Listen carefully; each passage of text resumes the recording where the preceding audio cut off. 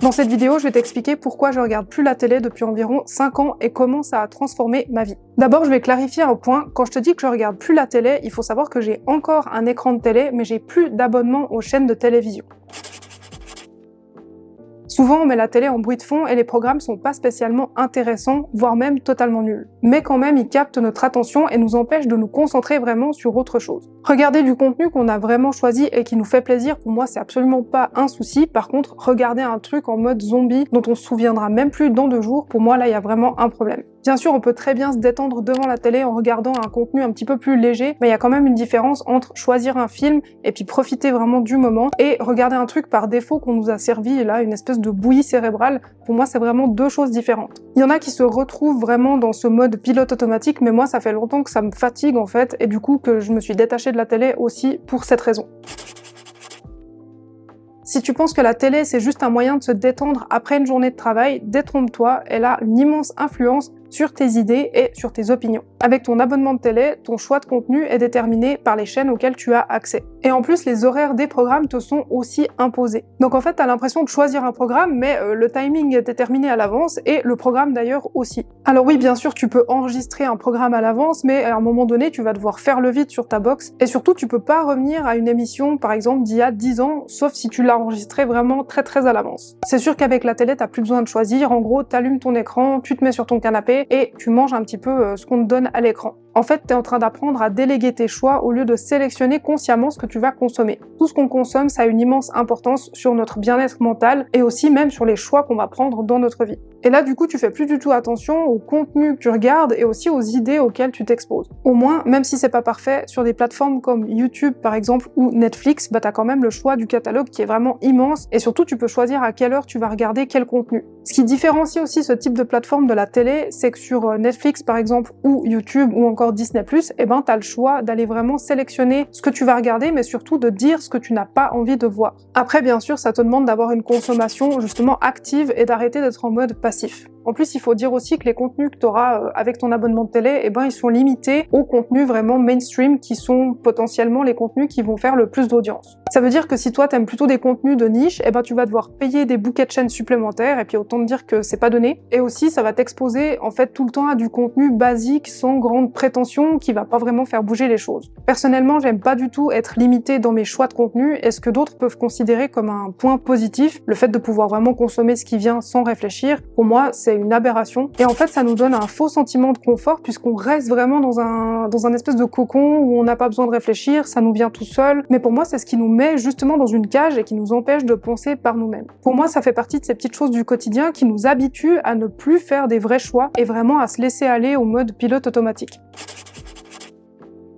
Je sais pas si vous êtes comme moi, mais moi je déteste quand il y a une pub au milieu du programme. Pour moi, ça coupe complètement l'immersion. Et après, vous allez me dire, ouais, mais tu peux aussi avancer la pub. Ouais, mais imaginez, enfin, vous avez pas besoin d'imaginer, vous avez certainement justement la télé ou autre avec des pubs. Même si vous allez au cinéma, il y a l'entracte et il y a les pubs. Moi, c'est des trucs, ça m'enlève totalement le côté immersif. En plus, aujourd'hui à la télé, franchement, il y a de plus en plus de publicités et elles sont de plus en plus longues. Ces pubs, elles sont pas ciblées et pour la plupart, personnellement, c'est que des produits que je vais pas acheter ou en tout cas 99% de ce que je vais voir dans les pubs, c'est des choses qui vont pas m'intéresser. Donc la publicité, pour moi, ça a été vraiment un critère déterminant dans mon choix d'annuler mon abonnement de télé.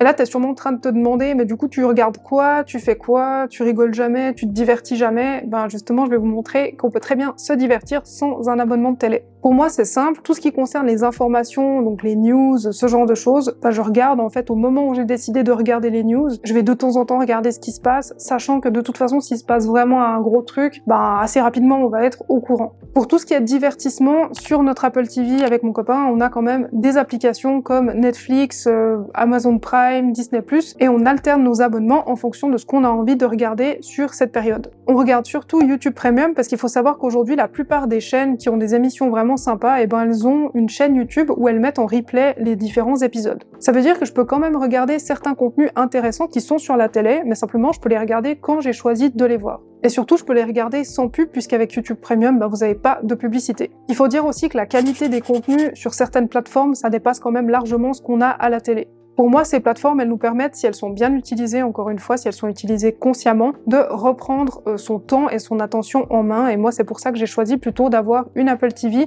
avec des applications et des abonnements que j'alterne d'un mois à l'autre. Si toi aussi tu veux reprendre le contrôle de ton attention et de ton temps, je vais te donner quelques conseils que j'ai suivis moi-même ces dernières années depuis que j'ai annulé mon abonnement de télévision. Prendre conscience de ce que tu consommes. D'ailleurs, ce conseil, tu peux l'appliquer à tous les domaines de ta vie puisque c'est quand même intéressant de temps en temps de faire un bilan sur ta situation, que ce soit ta situation professionnelle, personnelle ou justement le temps que tu passes devant les écrans ou plus précisément la télé. Le message que je veux te faire passer, c'est vraiment de faire des choix en conscience et de sortir du mode pilote automatique. Aménage ton temps de divertissement selon tes objectifs. Sélectionne avec soin les programmes que tu regardes et adapte ton matériel à ta consommation. Par exemple, si tu prends juste un abonnement YouTube Premium, tu as accès à un immense catalogue de contenu sans aucune publicité. Et en plus, comme je te le disais tout à l'heure, tu as aussi accès aux émissions de télé puisqu'elles ont leur propre chaîne YouTube où tu peux regarder les contenus vraiment quand tu veux et sans pub. Il y a aussi bien sûr des contenus plus légers si tu veux te divertir et puis passer un moment vraiment sans te prendre la tête, bien sûr c'est aussi possible. C'est juste que là tu as accès à un catalogue beaucoup plus large qui n'est pas imposé. C'est important quand même que tu te donnes quelques heures dans la semaine où tu sais que tu peux regarder la télé, tu peux regarder ce que tu as envie sans culpabiliser. C'est important que tu comprennes que le but dans cette vidéo, c'est pas de te dire de couper complètement la télé si c'est quelque chose que tu apprécies. Le but, c'est plutôt que tu sois à l'aise avec ta manière d'utiliser ton temps et donc de consommer la télévision. Trouver d'autres sources de divertissement.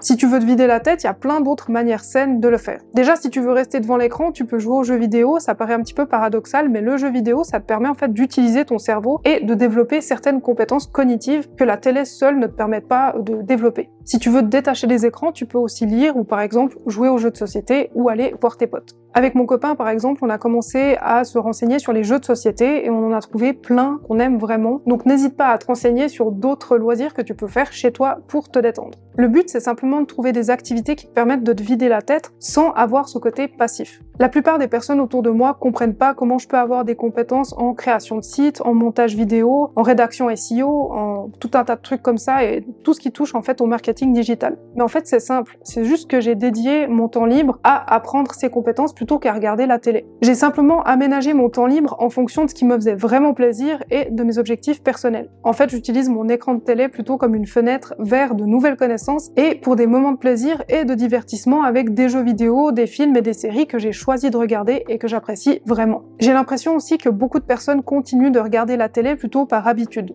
Mais finalement, quand on y réfléchit, est-ce que vraiment ça nous fait plaisir de regarder la télé ou pas ? C'est un côté rassurant, mais quand on fait le bilan, j'ai quand même l'impression qu'on a plus de points négatifs finalement à avoir un abonnement de télé. En tout cas, c'est la conclusion que j'en ai tirée par rapport à moi, et peut-être que vous aurez la même. Si j'ai fait tous ces changements, toi aussi tu peux le faire, et en tout cas personnellement, je regrette pas du tout et je compte pas revenir en arrière et reprendre un abonnement de télé. N'oublie pas que la ressource la plus précieuse que tu as, c'est ton attention. J'espère que cette vidéo t'a plu, et si c'est le cas, n'hésite pas à lui laisser un petit j'aime et à la partager avec les gens autour de toi. N'hésite pas non plus à donner ton avis en commentaire, je serais curieuse de savoir ce que toi tu penses de la consommation de télé aujourd'hui. Et surtout, est-ce que tu es satisfait ou satisfaite du temps que tu passes devant la télé ? En tout cas, je te remercie d'avoir regardé cette vidéo jusqu'au bout et je te dis à bientôt.